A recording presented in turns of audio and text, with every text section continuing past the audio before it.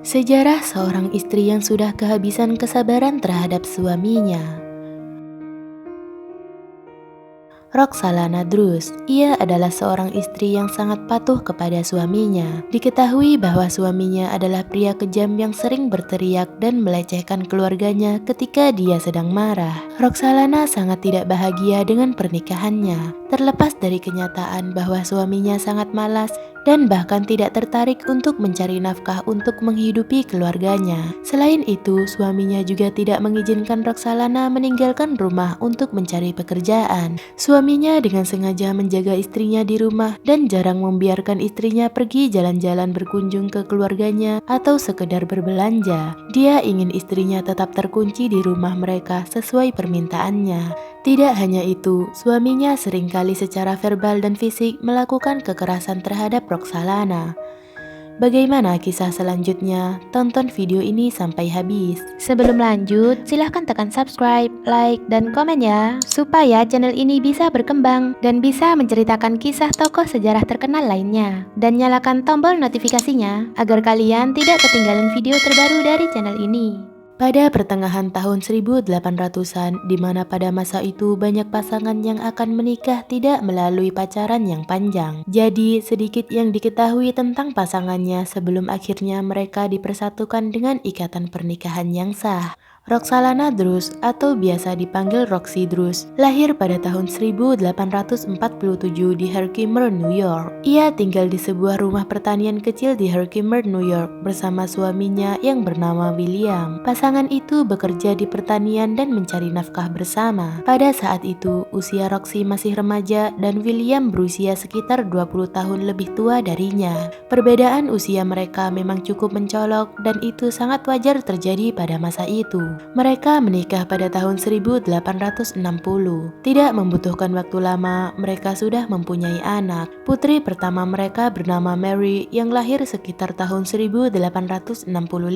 Mary mempunyai adik bernama George yang lahir 9 tahun setelah Mary lahir. Sebenarnya ada satu lagi anak mereka yang lahir, tetapi anak itu meninggal pada tahun 1872. Pada saat kematian anaknya itu, orang-orang Herkimer curiga dan desas-desus mulai beredar bahwa Roxy Drus ada hubungannya dengan tragedi kematian itu.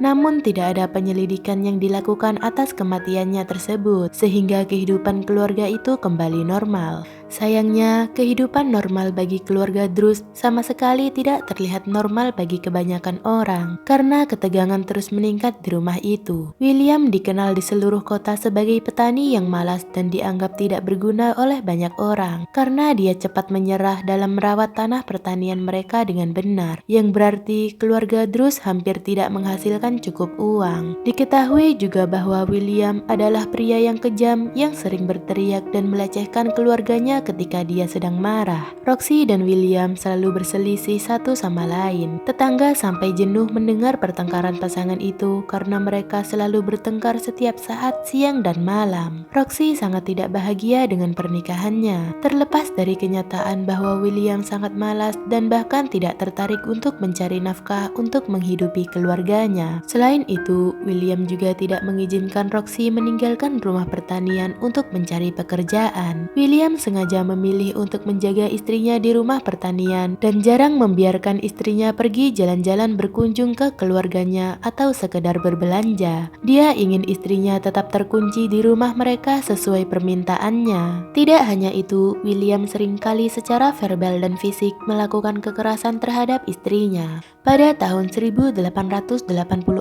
ketegangan telah meningkat ke tingkat bencana. Roxy pada saat itu adalah seorang wanita tua yang lemah dan sudah berusia 37 tahun. Dia sudah sangat lelah dengan pernikahannya yang sudah berlangsung sekitar 20 tahun dengan William yang kejam yang pada saat itu telah berusia 60 tahun. Mereka tinggal di rumah bersama putri mereka Mary yang berusia 19 tahun dan putra mereka Josh yang berusia 10 tahun serta keponakan mereka Frank yang berusia 14 tahun. Pada Desember tahun 1884, William dikabarkan menghilang. Orang-orang di sekitar kota mulai menyadari bahwa William telah menghilang dari tempat biasanya di bar lokal. Tidak butuh waktu lama bagi warga untuk menyimpulkan sebuah teori yang terbentuk. Tapi ironisnya, orang-orang kota yang memperhatikan hilangnya William khawatir bahwa William benar-benar sudah gila dan membunuh seluruh keluarganya dan kemudian meninggalkan kota. Akhirnya, warga pun pergi ke rumah Roxy untuk mengetahui kabar William Drews. Sesampainya di sana, para warga disambut oleh pemandangan asap hitam tebal yang mengepul dari cerobong asap dan bau menyengat yang mengerikan seperti bau daging hangus. Baunya menyengat dan orang-orang yang mengunjungi rumah itu sampai harus menutupi wajah mereka untuk bernafas. Pada saat mereka akan masuk, pintu rumah terkunci. Ketika mereka mencoba mengintip ke dalam jendela untuk mencari tanda-tanda kehidupan, mereka terkejut melihat bahwa semua jendela rumah telah sepenuhnya ditutupi dengan kertas koran, sehingga membuat garis pandang apapun di dalam rumah sama sekali tidak mungkin terlihat. Desas-desus pun mulai menyebar. Beberapa waktu kemudian, Roxy keluar rumah dan muncul di kota seolah tidak terjadi apa-apa. Dan ketika ditanyai tentang suaminya yang hilang, dia mengabaikannya dan mengatakan bahwa William tiba-tiba pergi mengunjungi saudara laki-lakinya di New York City dan bekerja di toko kelontong. Saudaranya membutuhkan bantuan dan rupanya William si pemalas yang bahkan tidak suka bekerja di tanahnya sendiri dengan sukarela membantu. Roxy juga mengklaim bahwa dia bahkan telah mengirim beberapa telegraf untuk mencari tahu kapan dia akan pulang tetapi tidak pernah mendengar kabar darinya. Orang-orang mulai menekan polisi dan mengatakan bahwa sesuatu telah terjadi pada William dan Roxy adalah pelakunya. Setiap kali Roxy mendengar bisikan tentang pembunuhan suaminya, dia menjadi sangat marah dan memberitahu siapa saja yang pernah menyebarkan desas-desus. Dia akan menuntut mereka karena fitnah dan dia akan menuntut siapapun yang mengulangi cerita yang mengatakan bahwa dia telah membunuh suaminya. Reaksi Roxy ini terlihat sangat normal. Begitulah akhirnya aksi Roxy ini berjalan mulus.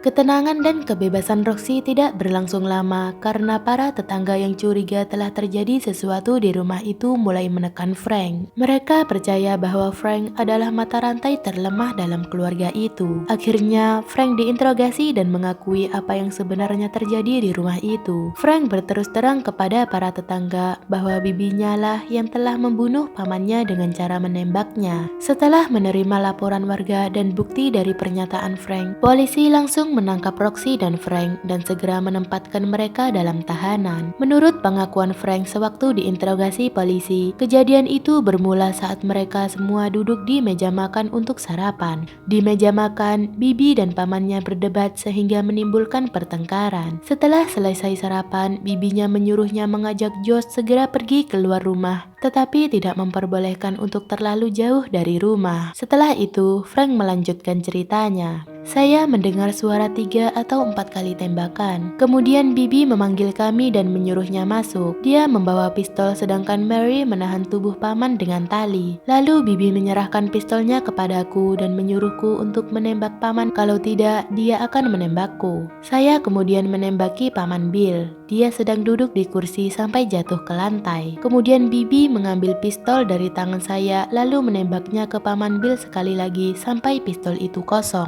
Tapi waktu itu paman Bill masih hidup dan berkata, "Oh Roxy, jangan." Kemudian bibi mengambil kapak dan memukul kepala paman Bill. Saya, Josh, dan Mary disuruh membantu mengangkat tubuh paman Bill dan menyeretnya ke dekat perapian yang letaknya berada di ruang tamu. Setelah itu, bibi mengumpulkan kayu dan menyalakan api di tungku perapian, sedangkan Josh duduk di ruang yang berdekatan sambil main catur seolah-olah tidak terpengaruh dengan tindakan kekerasan atau kejahatan yang sedang terjadi. Selanjutnya, bibi melempar tubuh paman ke perapian. Hari berikutnya, tubuh itu sudah menjadi abu. Bibi mengambil abu itu dan memasukkannya ke dalam tas. Dia menyuruh saya membuangnya dan abunya saya buang ke tanah, sedangkan kapaknya saya buang ke sungai dekat jembatan. Dia bilang aku harus melakukannya atau aku akan menyesal. Cerita ini jelas cukup bagi polisi untuk melanjutkan kasus terhadap Roxy sehingga seluruh keluarganya ditangkap termasuk Josh dan Mary. Dengan menggunakan pengakuan Frank, polisi berusaha menemukan bukti kejahatan. Polisi akhirnya menemukan sebongkah tulang dan abu yang sudah membeku.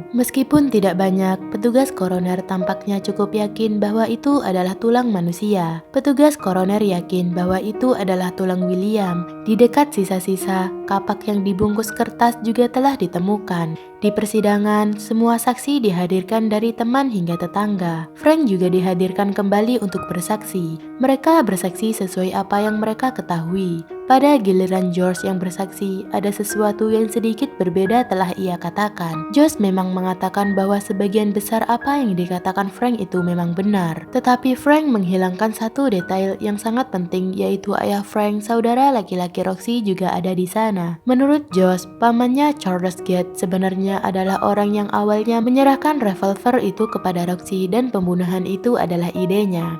Ketika Roxy naik ke mimbar sebagai saksi, dia ditanya dan dia menjawab dengan jujur. Tetapi ketika ditanya apakah ada orang lain hadir pada saat kematian suaminya, Roxy menjawab ya, ada 2 orang lain di sana. Frank Gates dan ayahnya Charles telah mengatakan hal itu. Roxy menolak untuk memberikan informasi tambahan karena takut memberatkan anak-anaknya dalam kesalahan. Namun dia mengatakan bahwa Charles yang telah menembakkan beberapa tembakan ke tubuh William dan dia adalah dalang di balik pembunuhan itu. Dia juga mengatakan bahwa Charles ada di sana selama seluruh proses pembuangan mayat dan dia juga membantu proses pembakaran. Pada persidangan yang digelar pada tanggal 24 September 1885, juri yang terdiri dari 5 orang laki-laki dengan suara bulat memutuskan bahwa Roxalana dinyatakan bersalah atas pembunuhan tingkat pertama dan dijatuhi hukuman mati dengan cara digantung. Roxalana akan dieksekusi pada tanggal 24 November 1885.